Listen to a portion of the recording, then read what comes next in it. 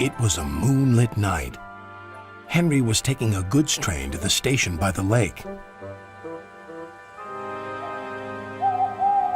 "Whenever that owl hoots, a mist rolls in," murmured Edward. "There's a legend that when the mist's about, there's a ghost about too. Take care on the old line, Henry."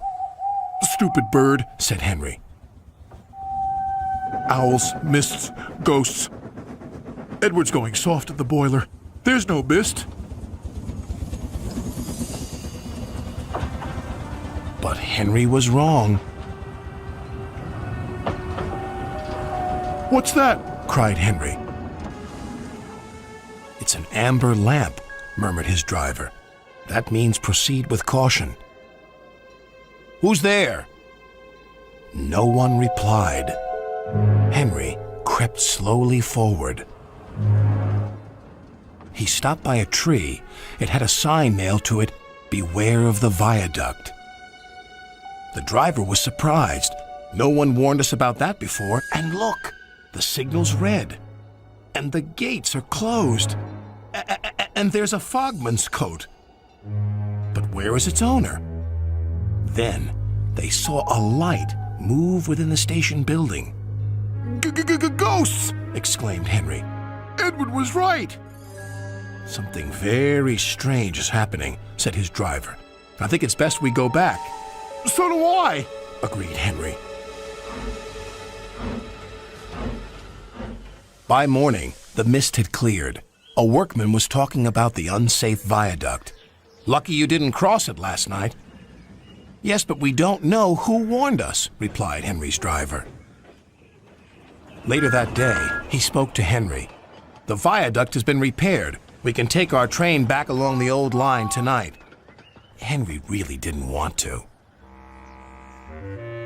But when nightfall came, he was sizzling nicely. Suddenly, an owl hooted, and then Gordon thundered by.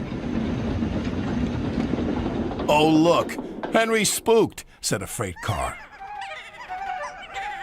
"Be quiet," snapped Henry. "I'm not scared." But he was.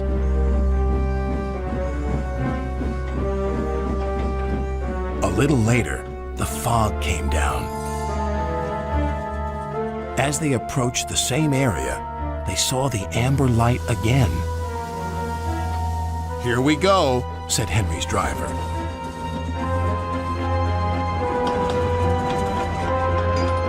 Then, unknown to Henry, the gates mysteriously closed by themselves, and the signal went red. The freight cars had seen everything, and they were spooked. "Faster, faster! There's a ghost about!"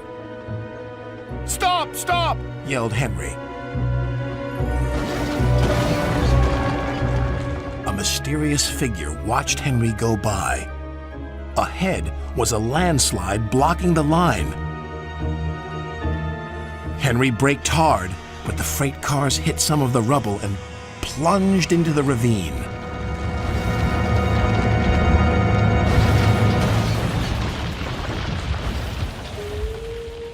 Just then, Henry's driver saw a strange sight coming towards them.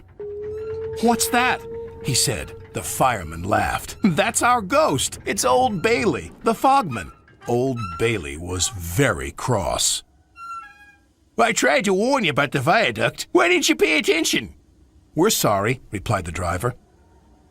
"Is there anything we can do to thank you?" "I'd like to operate that old station. If you let me, I promise I won't spook Henry again." And in a little while, Old Bailey's wish was granted. "You and your station will be really useful," said Sir Topham Hatt.